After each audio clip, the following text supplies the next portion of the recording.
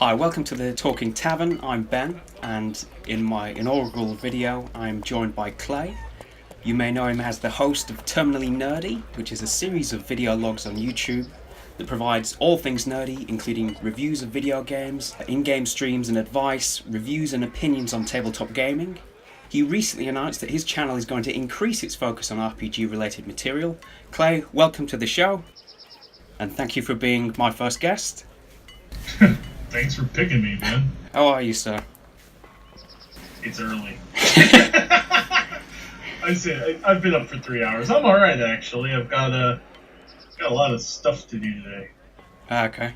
Well, hopefully that can start with answering a few questions about what it is that you do and how you got into it. So, yeah, to begin with, how did you get into RPGs and where did it all begin? I have been playing tabletop role-playing for about 21 years. Wow. 22? Something like that. So I'm 35. I started back when I was around 14. Mm-hmm.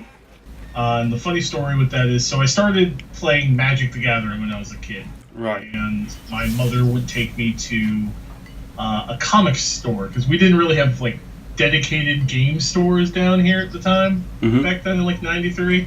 There was one. She would take me to this comic store and play Magic, but I always lost. Because I never had money for, like, the really good cards at the time. Yeah. So one day I got really frustrated about it. My dad took me to the one game store we had, which was a place called Enterprise 1701. You get the joke? Right. Yeah. And they've since changed it. They're now Sci-Fi City. They're still around, which makes me happy. They've been around that entire time. That's and nice. I was just going to get rid of my Magic cards for cash, and I actually saw, because I have a copy of it, this isn't the original, I saw this. Okay, the grey box, yeah. Yeah, the Forgotten Realms campaign setting, and I had no idea what this was, and I was like, oh look, it's got a cool wizard. Yeah. So I bought it. I read it, and that was pretty much the end of it. I went, and I really didn't play for like till I got to high school. I just ended up amassing second ed books. Yeah, you're kind of preparing yourself for the eventual journey into the gaming. Essentially, and I ended up meeting some kids in high school. We played that. We played Tunnels and Trolls. We played a lot of made-up weird combinations of rules. Right. Did you DM, or were you mainly a player back then? I didn't really DM until after high school. Back then, we took turns. There's one funny story where we decided for some reason, like I was in 11th grade, we decided we were going to play essentially like a D&D style game for the entire weekend without sleeping. We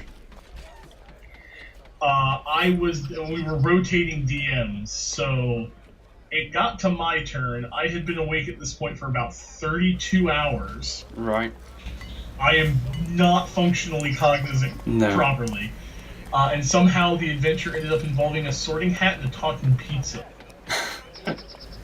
I still don't know how I got there, but that's where I ended up leading everybody. I guess that's what sleep deprivation can do to an adventure. Yeah, we ended up, after that we were all just like, okay, we're not going to make it through the Sunday. We need to sleep.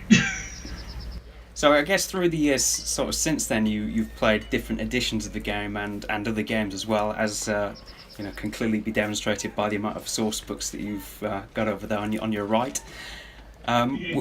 Which of those games kind of holds the fondest memories throughout the years? I am going to get hate for this. I know I'm going to get hate for this. Yep. Probably one of my favorite systems is 4th edition D&D. That's probably the edition I've played most as well, actually, and a lot of people have been critical of it, but you yourself and I think Matthew Colville and a couple of others have come out in defense of 4th edition, which, to get the most out of it, you really did need a grid and pieces or miniatures.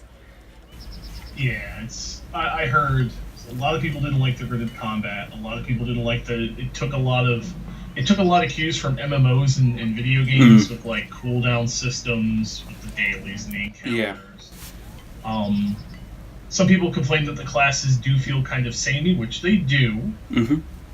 You know, if you really look at it, like all the leader types are roughly identical. Yeah. Just do things slightly different. Yeah. But I mean, it was the edition where I managed to get a couple of, like, my wife had not really been into tabletop. Hmm. She had tried a couple of times with me. But fourth ed was the one where she really enjoyed it. Right. Okay. And is she So, now made the move to fifth as well? oh yeah, oh yeah. So I've gotten her now. I've played Savage Worlds with her, which is another system I really like. Yeah. But I don't like it for long term. Hmm. My problem with Savage Worlds is it doesn't really have a good advancement system. Right.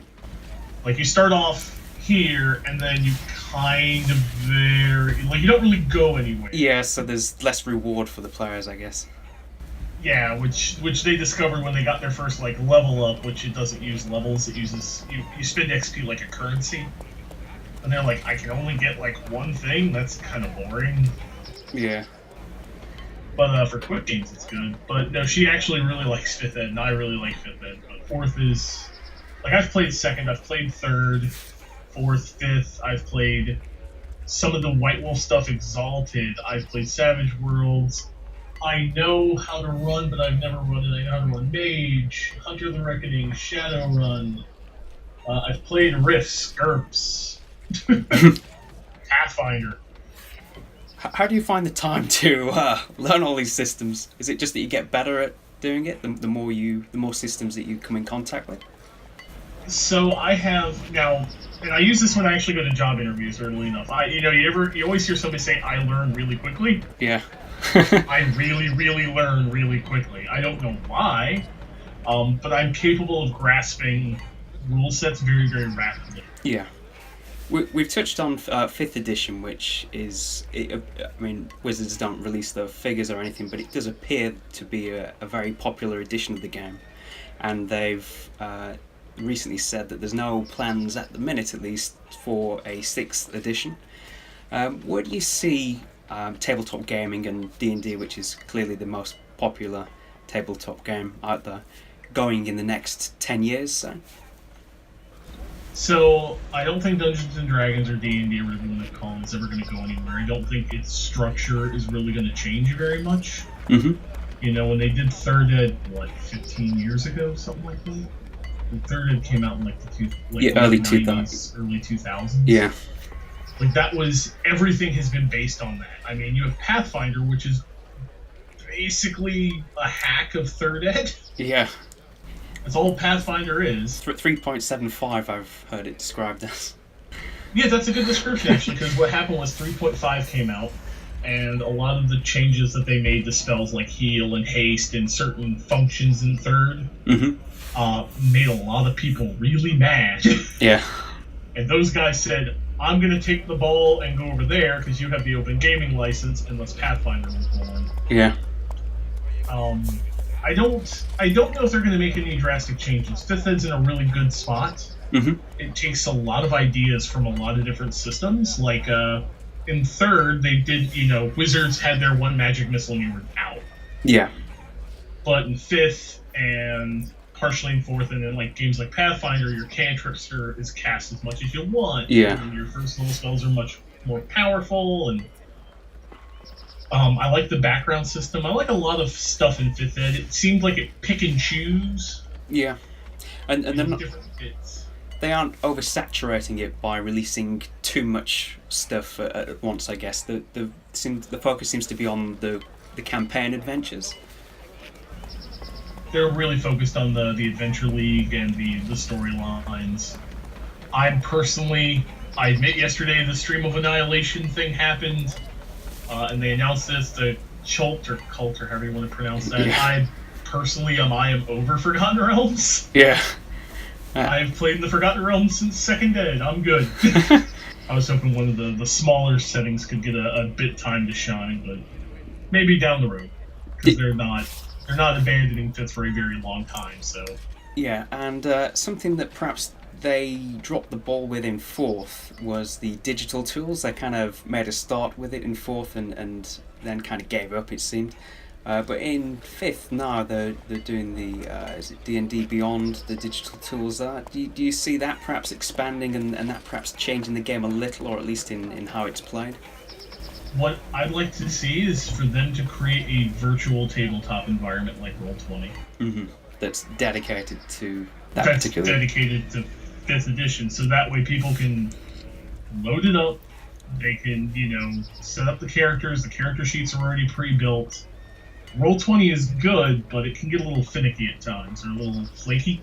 Yeah, I've lost many hours to Roll20, I have to say, and not playing as well. Talking about setup.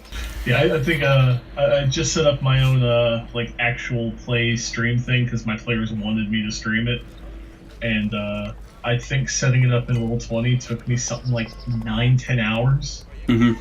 Just for the bit that I have in there, and I'm still not done. Yeah. I mean, in fairness to Roll20, is a great system. The fact that they've managed to make something generic that people can play across different systems, and it's still early days for them, so we don't want to criticise too much, I guess, because it could go on to improve and fix the issues that we've discussed. So. Oh no, I love Roll20. Yeah. I don't really have a real life group anymore. Most of the gamers in my city are not nice people.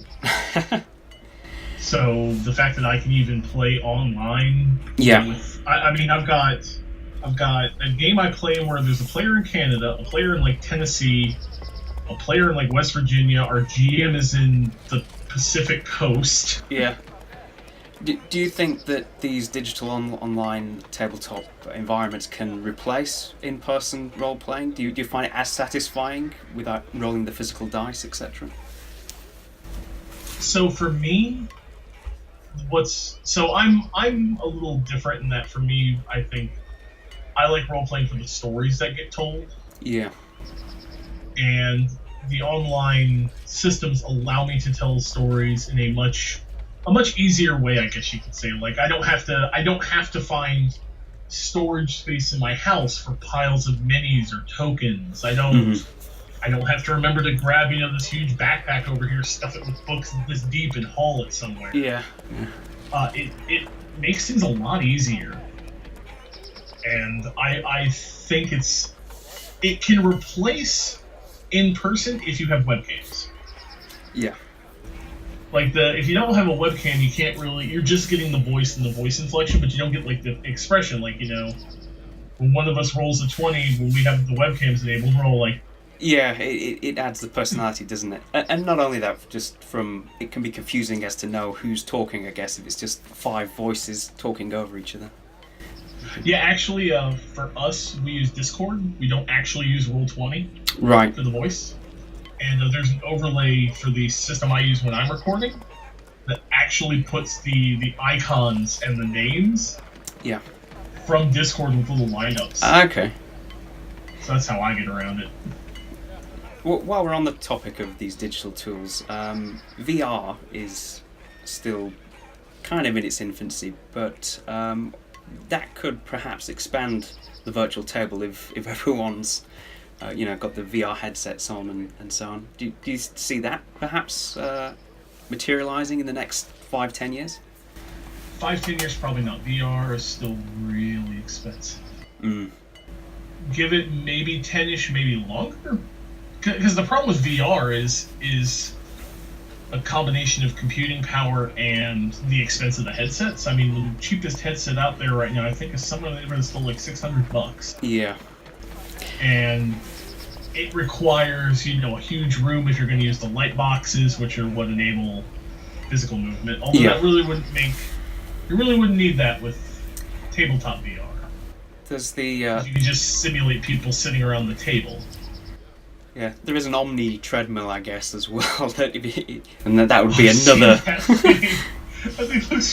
thing looks insane. It's got the weird ring, and you push into the ring to move. That thing's wild. So, for those who want to spend upwards of $2,000 on their weekly D&D game, it could be an option. But well, I mean, you'd have to get the headset, and then your computer has to be able to handle VR. Yeah, it's the other problem. My computer is technically VR ready, but my wife's isn't. Right. Yeah. So only you could play, basically. Yeah, she'd be sitting there going, "What's going on?" And I'll be like, "It's so real." I'm rolling a D20 the size of my head.